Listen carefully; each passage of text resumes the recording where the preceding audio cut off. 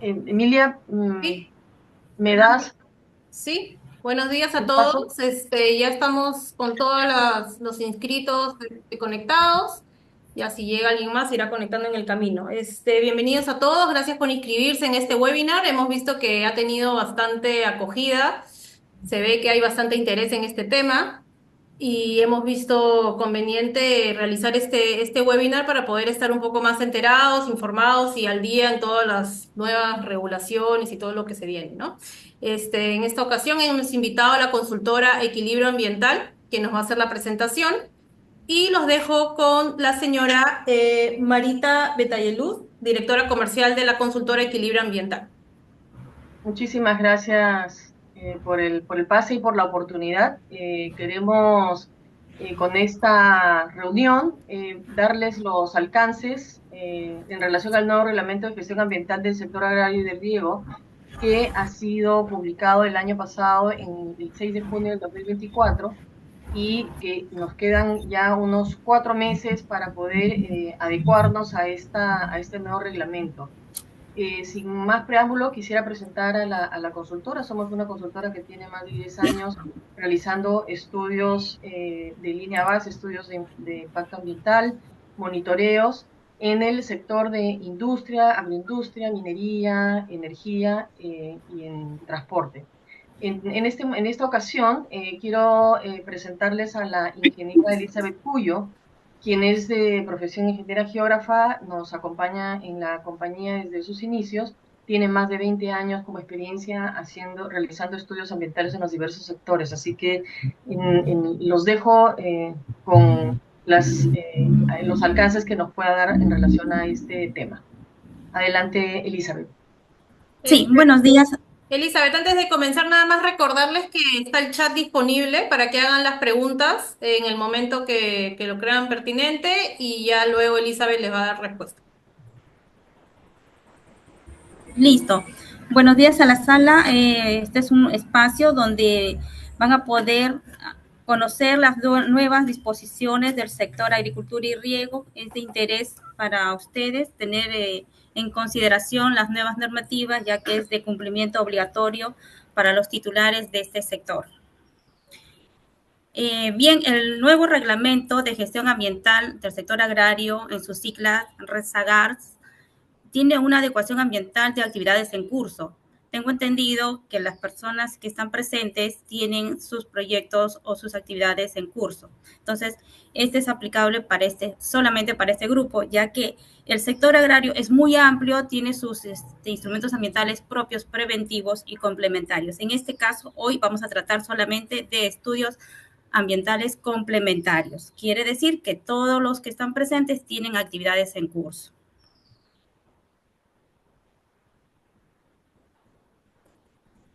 Bien, el marco legal es para todos los sectores. El que los rige es la General del Ambiente, la Ley número 28611, la Ley 27446 del Sistema Nacional de Evaluación Ambiental de Impacto Ambiental, que rige también para todos los sectores, pero nos vamos a enfocar en el Decreto Supremo 019-2009 del MINAM, que es de nuestro interés, que también está dentro del reglamento de la Ley 27446.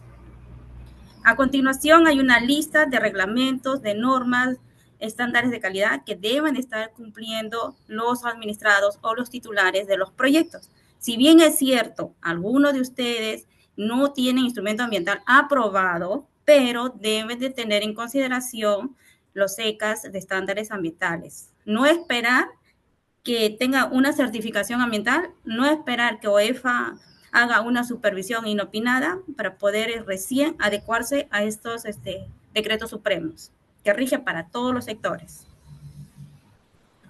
Bien, luego tenemos el Ministerio del Ambiente. ¿Por qué el Ministerio del Ambiente? El Ministerio del Ambiente es el ente rector de promulgar, dar, dirigir, ejecutar, supervisar las políticas ambientales. Y algunos de ustedes dirán, pero ¿yo qué tengo que hacer con el Ministerio del Ambiente? El Ministerio del Ambiente, como les vuelvo a indicar, es el órgano, el ente rector máximo. Es el que da las pautas en todo lo que es sistema de gestión ambiental. Tenemos el Sistema de Evaluación de Impacto Ambiental, el CIA, que les acabo de mencionar, que es la Ley 27446. Tenemos el Sistema Nacional de Información Ambiental, el SINIA, que también es vinculante. Tenemos el Sistema Nacional de Recursos Hídricos, que es muy importante porque ya muchos de ustedes utilizan agua de pozo o del cuerpo natural, de una quebrada, de un río que luego es tratado. También tenemos el Sistema Nacional de Evaluación y Fiscalización Ambiental, SINEFA. Uy, qué miedo el SINEFA. Ya eso está vinculado con OEFA, supervisión, alertas. Luego tenemos el Servicio Nacional de Áreas Naturales Protegidas, solamente para aquellos proyectos que se encuentren en zona de amortiguamiento o en áreas naturales protegidas, cercanas. Ahí también interviene CERNAC. Acá algunas definiciones que les vamos a alcanzar luego esta PPT para que puedan ustedes tener un poquito más de conocimiento. ¿Qué quiere decir el CIA? ¿No? El famoso CIA, el Sistema de Evaluación Ambiental, el que rige y prima en todos los sectores. Luego tenemos el qué significa el CENIA, qué significa el Sistema Nacional de Recursos Hídricos, que les acabo de mencionar, que todos están involucrados prácticamente en este sistema nacional. Tenemos el CINEFA, todo lo que corresponde a fiscalización ambiental, y las EFAS. ¿Qué son las EFAS? Las EFAS son las entidades de fiscalización ambiental que puede partir de la municipalidad, gobiernos regionales. No necesariamente que tiene que ser OEFA la sede principal que intervenga, no. Las EFAS también parte del gobierno regional en caso haya un reporte ambiental o haya una denuncia ambiental de alguien del sector. Ahí intervienen las EFAS. Luego tenemos el reglamento, la ley del Sistema Nacional de Evaluación de Impacto Ambiental. El artículo 15 dice: toda persona natural o jurídica de derecho público, privado, nacional o extranjero que pretenda desarrollar un proyecto de inversión susceptible de generar impactos ambientales negativos o de carácter significativo que tienen relación con los criterios de protección ambiental establecidos en el anexo y el reglamento y manda señalados en el título 2, debe gestionar certificación ambiental. Luego tenemos la clasificación de categorías de instrumentos ambientales, que es la categoría 1, que es la declaración de impacto ambiental, categoría 2, estudios semidetallados, y la categoría 3, estudios ambientales detallados. Acá es el tema de fondo que vamos a tratar para esta reunión. ¿Qué es lo nuevo en gestión ambiental en el sector agrario? ¿Qué dice el Decreto Supremo 006-2024 Midagri? Que aprueba el Reglamento de Gestión Ambiental del Sector Agrario, REGASAS. Antes era el Decreto Supremo del 2012, desactualizado totalmente porque no se ajustaba a la realidad de los otros sectores. Ahora el sector agricultura ya pasó a ser en mismas condiciones que los otros sectores, sea transporte, electricidad, minería, produce, pesquería, comercio interno, industria manufacturera, ya está estandarizado. O sea, todos tenemos que alinearnos y el sector agrario es el último en que se está alineando. ¿Qué dice el título 4 de los instrumentos de gestión ambiental complementarios? Porque recuerden que nosotros estamos en instrumentos ambientales complementarios. Dice, los titulares de actividades en curso que no cuenten con instrumentos de gestión ambiental aprobado e iniciaron su ejecución antes de la vigencia del GASAR deben gestionar su adecuación ambiental por única vez y de manera excepcional de acuerdo al siguiente detalle que le vamos a explicar. Ahora, este decreto supremo, ¿cuándo salió? Fue publicado por el Diario El Peruano el 6 de junio del 2024, es decir, el año pasado. Ahora, de los pasos a seguir, tenemos el primer paso, presentar la solicitud de acogimiento para la adecuación ambiental en un plazo máximo de 1 año, desde la publicación del reglamento. ¿Cuándo entró? El 6 de junio del año pasado. ¿Cuándo se vence? El 9 de junio de este año. Entonces, nosotros tenemos la norma, el reglamento tiene un anexo, el anexo 5, que consta de 5 partes importantes. Una de ellas es el datos del titular, nombre del titular, tipo, actividad, rubro, nombre de representante legal, debidamente documentado, la vigencia poder actualizada. Luego tenemos ubicación de los componentes y de actividades, provincia, distrito. Luego tenemos características según criterio de ubicación, si está cerca dentro de una ANP o zona de amortiguamiento. Y lo más interesante del punto 2 es los vértices de polígonos en coordenadas UTM-WGS84. Este anexo tiene su propia estructura y como tener una propia estructura, hay que consignar la información en las tablas o cuadros que se consignan. Acá les dejé hay un ejemplo de la tabla que se debe de ingresar los datos de las coordenadas, pero para tener esas coordenadas, el administrador o titular debe de tener su plano topográfico. Es decir, que tienen que hacer un levantamiento topográfico para sincerar la ubicación de los componentes en el predio.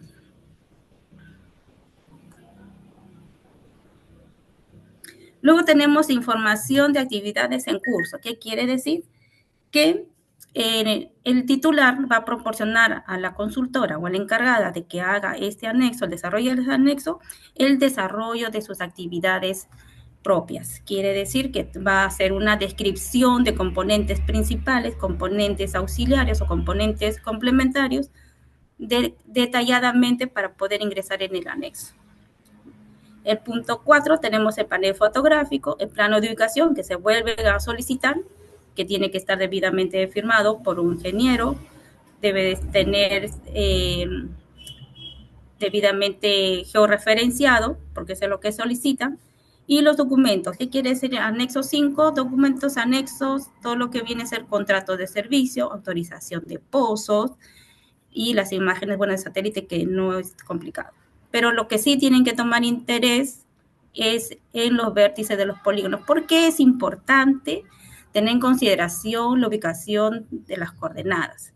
Cuando se va a hacer el ingreso de estos datos, va a ser como la partida de nacimiento de su instrumento ambiental. A partir de ello va a regir los futuros modificaciones, actualizaciones, implementaciones, fiscalizaciones de sus componentes. Hay muchas veces que el administrado consigna coordenadas erróneas. Es decir, por ejemplo, su almacén de residuos sólidos está en una coordenada y cuando el OEFA va a fiscalizar, está en otro sitio. Ahí viene el problema. ¿Qué hacemos? La única solución es hacer una modificatoria y esto implica tiempo, dinero para ustedes.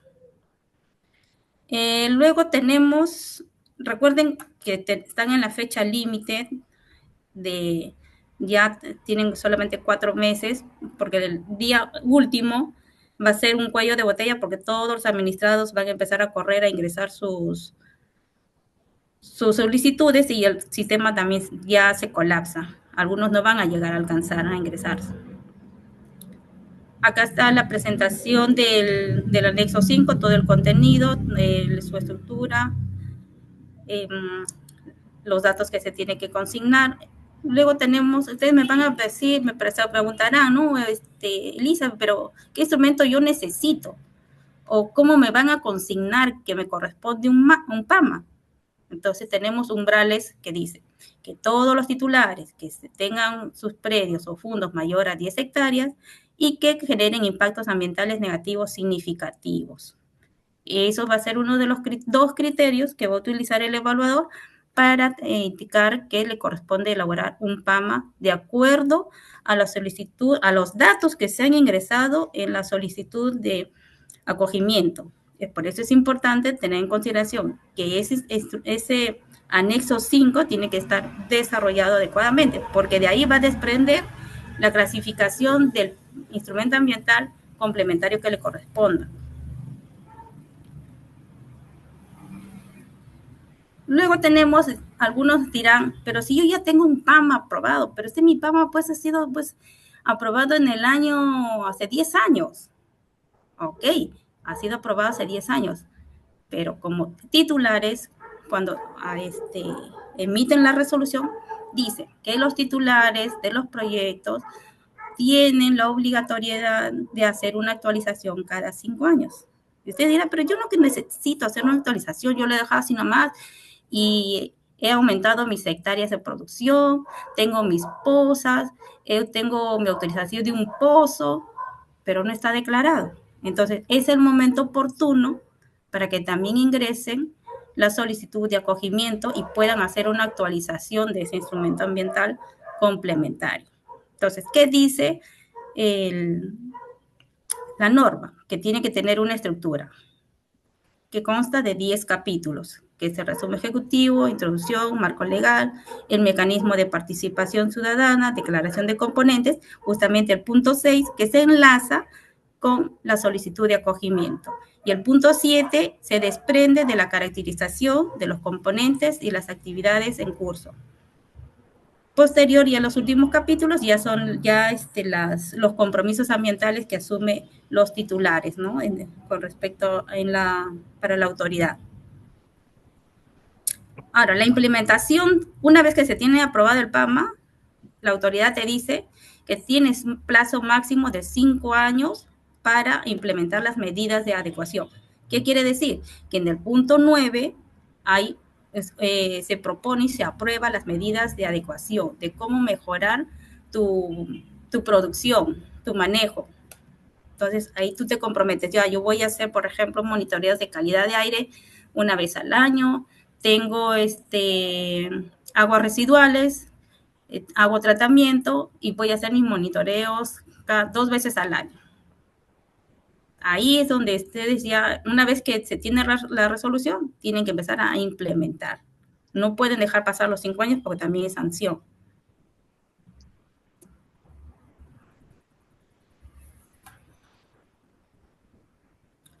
Acá, como les decía, ¿no? Para regularizar un PAMA. Y tiene condiciones. Una de ellas es acreditar que las modificaciones se hayan realizado antes de la fecha 9 del 6 de junio del año pasado. Presentar su PAMA el 9 del 6, antes o hasta el 9 del 6 de este año, con los contenidos mínimos que ya les había indicado, que son las medidas correctivas, regularización, los componentes que se ha realizado dentro del fondo. Estos no deben no forman parte de otro instrumento y por eso es que tienen que hacer una modificatoria o actualización de su PAMA. Y luego vienen ya las EFAs, que les había explicado que las EFAs son los entes fiscalizadores de la zona. Puede ser distrital, regional, los gobiernos regionales también están facultados para hacer fiscalización.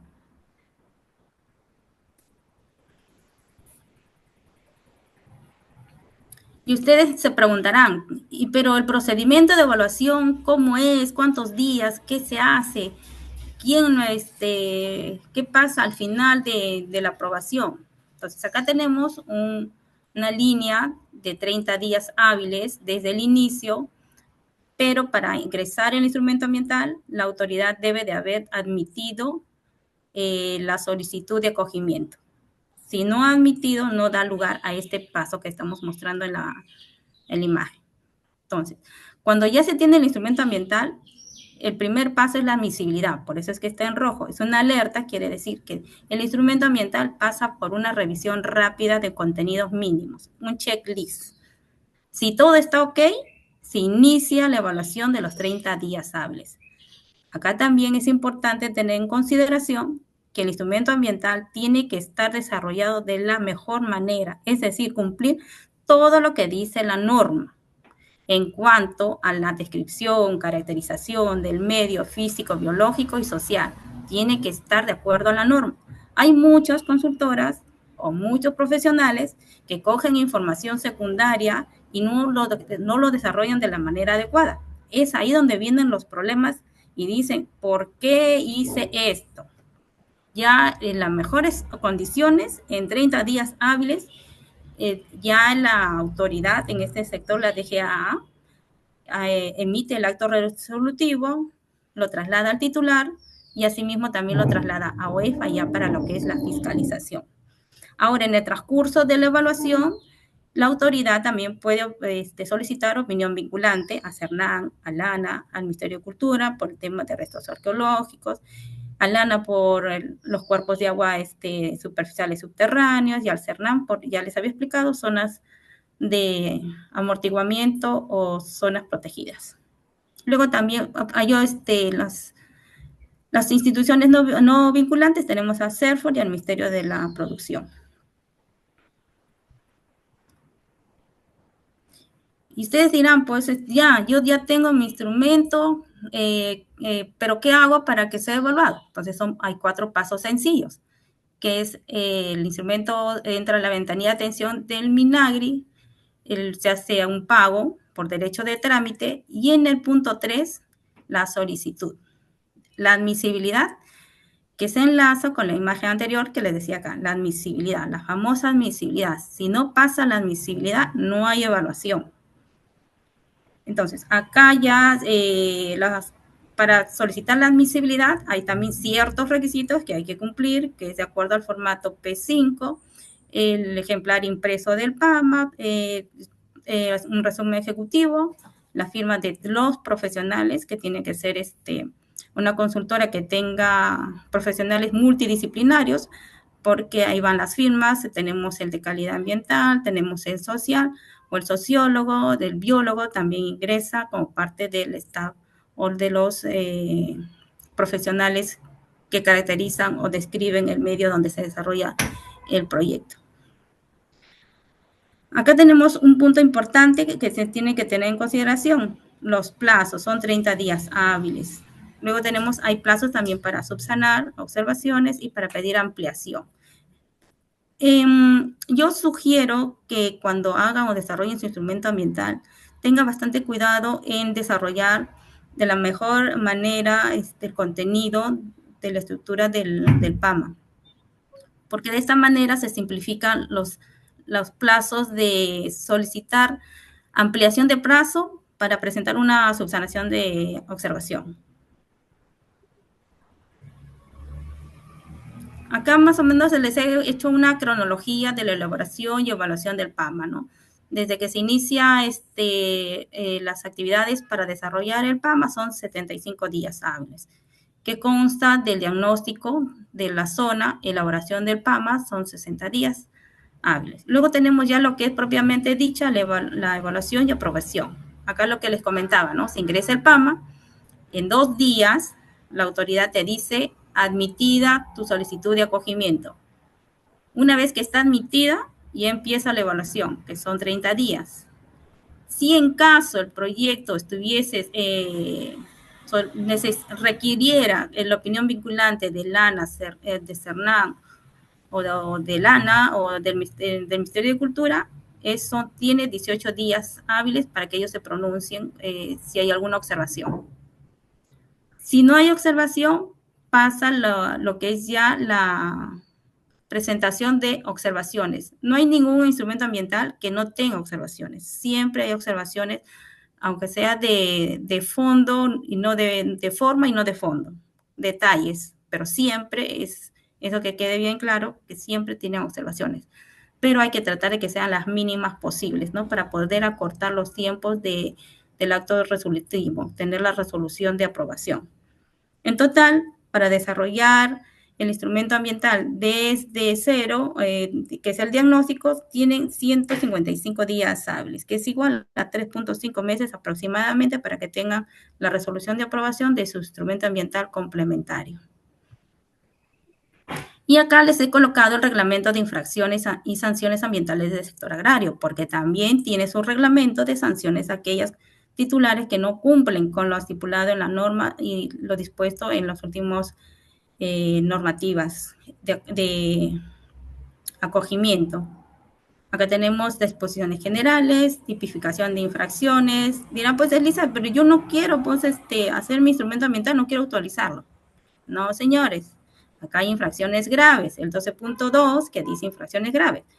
El ítem B, realizar actividades sin respuestas de certificación respectivas, sin la respectiva certificación ambiental, o realizar estas con certificaciones caducas o suspendidas, o incumplimiento de sus obligaciones establecidas en las certificaciones. O sea, hay una sanción. Ahora les explico por qué es importante desarrollar o acogerse a la normativa.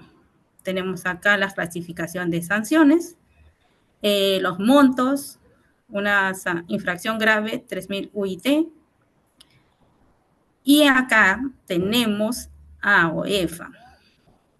OEFA, en el año 2019, el Ministerio o el sector de Agricultura ya pasó a OEFA. Quiere decir que OEFA tiene la potestad de fiscalizar.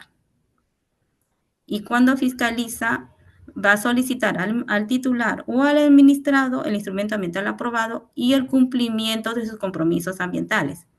¿Cuáles son los compromisos ambientales? Los monitoreos de calidad ambiental. Puede ser calidad de aire, calidad de ruido, emisiones o aguas residuales. O calidad de agua también propiamente dicho, si utilizan el agua de cuerpo de agua natural.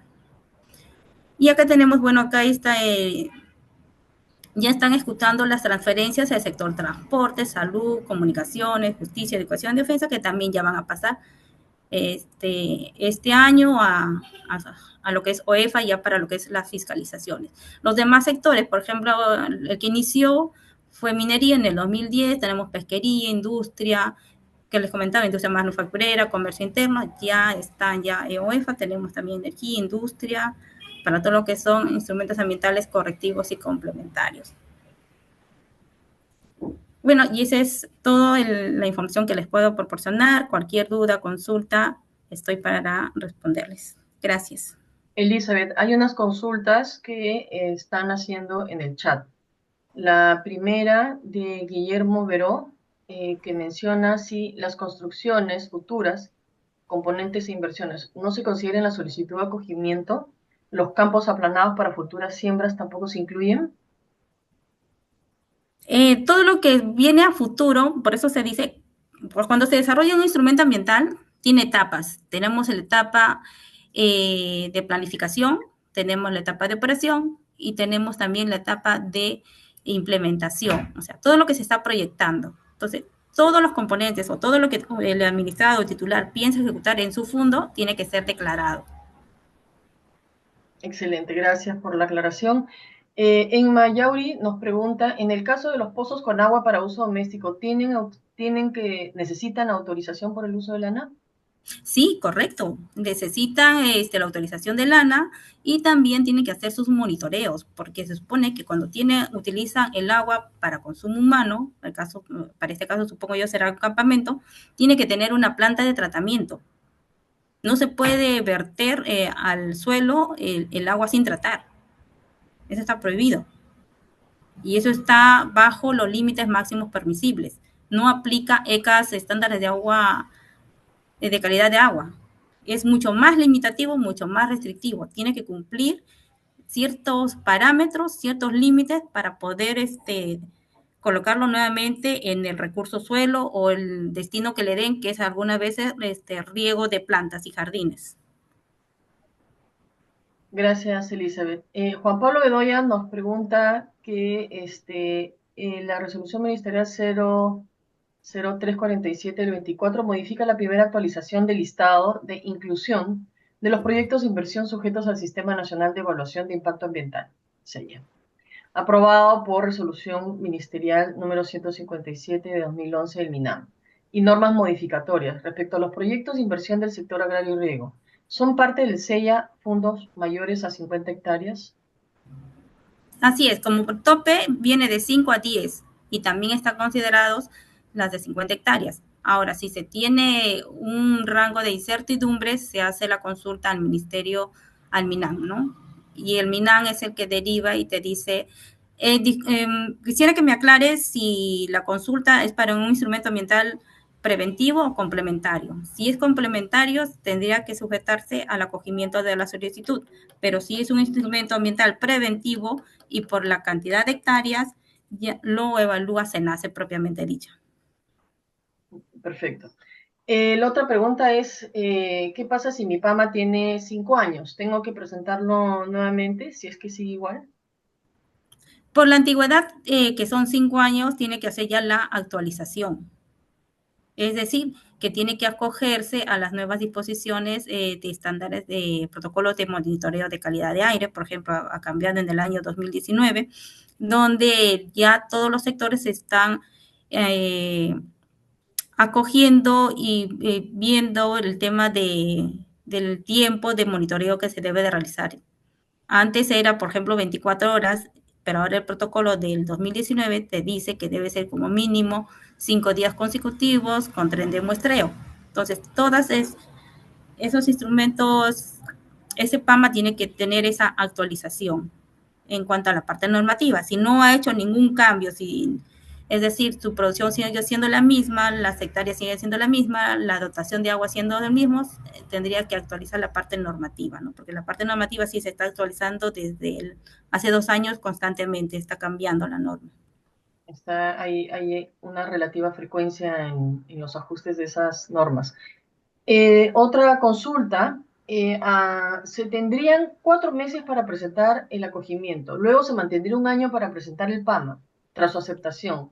Tendríamos que un plazo para implementar de 3 años y si se actualizaría cada 5 después de las implementaciones.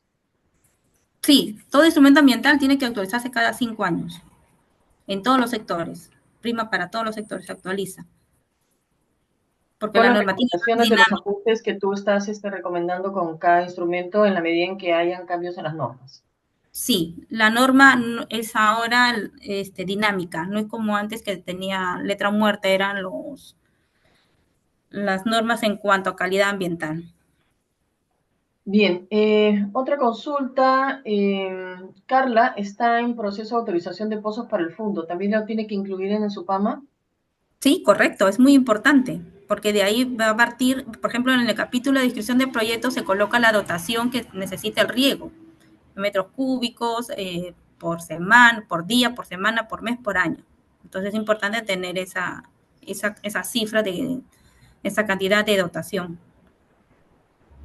Gracias, Elizabeth. César Gutiérrez pregunta si el Midagre da una respuesta a la solicitud de acogimiento presentada por los titulares y en qué tiempo aproximadamente. 2 días hábiles. Okay. Creo que esta es una continuación de la anterior, de las inversiones a futuro que mencionaste. ¿Los proyectos tienen un plazo, los proyectos a futuro de 5, 10 años o más? Los proyectos a futuro viene a ser, como es un proyecto a futuro, pero me están hablando de un proyecto en ejecución. O sea, yo tengo mi fondo, pero tengo ciertas hectáreas que estoy utilizando, pero voy a ampliar acá a los 5 años. Le vamos a pedir a John Saúl Castillejo que nos amplíe su pregunta para poder orientar mejor su respuesta. Mientras tanto, Freddy nos pregunta que tiene 3 fondos agrícolas. ¿Hay una posibilidad de presentar un PAMA único en vez de 3 PAMA por cada fondo agrícola? Sí, hay la posibilidad de agruparlos. Sí hay esa opción. Excelente. Y finalmente, Javier Quispe, que nos pregunta si su PAMA, su PAMA cumple 5 años en octubre, pero han crecido.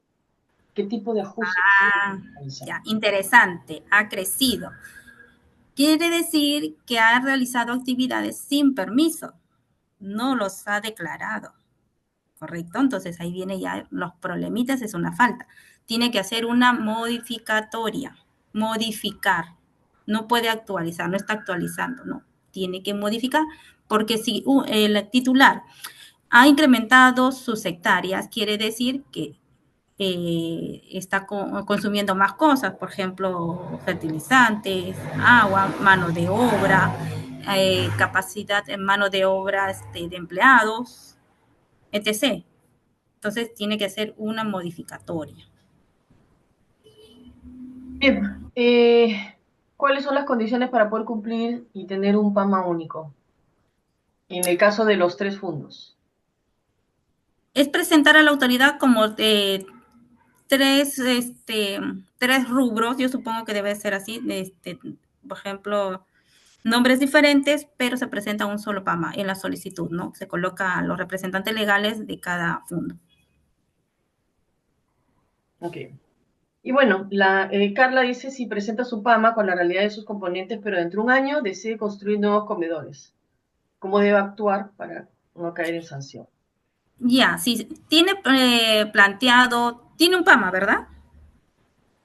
O va a presentar, se va a acoger a la solicitud de acogimiento. Decide ampliar el tema de los comedores, no especifica más información. Si necesita ampliar sus comedores, tiene que hacer un ITS, si tiene instrumento ambiental aprobado. Si tiene instrumento ambiental aprobado, un PAMA aprobado, puede hacer un ITS, donde te da la opción de hacer esas pequeñas modificaciones de manera inmediata. Pero si son modificaciones ya trascendentales como hacer Claro, ampliación. aquí el tema está en que ella en este momento presentaría su PAMA y más adelante probablemente tendría que hacer ese cambio. Entonces ahí obviamente sigue la Haría su recomendación. ITS, claro, hace su ITS ya porque tendría un instrumento ambiental primigenio. Excelente. Y finalmente, como fondo, cuando un campo ya está en producción y tiene un proyecto futuro de crecer en 5 años, unas 20 hectáreas más, de acá a otros 10 años, 20 hectáreas más, ¿cómo es que tú tienes que incluirlo ya en el PAM actual, esa proyección de crecimiento? Sí, porque se pone como componentes actuales y componentes futuros. Entonces todo eso se detalla, ¿no? Pero en la descripción del capítulo de descripción de proyectos se hace la aclaración, que las proyecciones que se tienen por año. Pero es mejor declararlos a esperar que te obligue la autoridad a que hagas un instrumento ambiental adicional, complementario, que es un ITS. Excelente. Bueno, para nuestros amigos que están preguntando por datos de contacto, si me permites, Emilia, en el Sí, Zoom voy a dejar una imagen con los datos de contacto para que lo puedan descargar, lo copien y puedan tomar contacto con nosotros para cualquier otra pregunta que deseen ampliar. Creo que hasta este sería el término de la presentación y les agradecemos su atención, agradecemos sus preguntas porque han servido para aclarar también probablemente escenarios que se estén dando con más asistentes a este webinar. Y estamos atentos a apoyarlos en lo que podamos. Muchas gracias, Emilia, por este espacio. gracias a ustedes, gracias a todos por participar. Están preguntando también por las diapositivas. Efectivamente, las vamos a compartir más tarde o mañana con todos los participantes. Listo, estamos a espera de sus consultas. Gracias. Gracias a ustedes. Buenos días. Buen día. Gracias, ¿ah?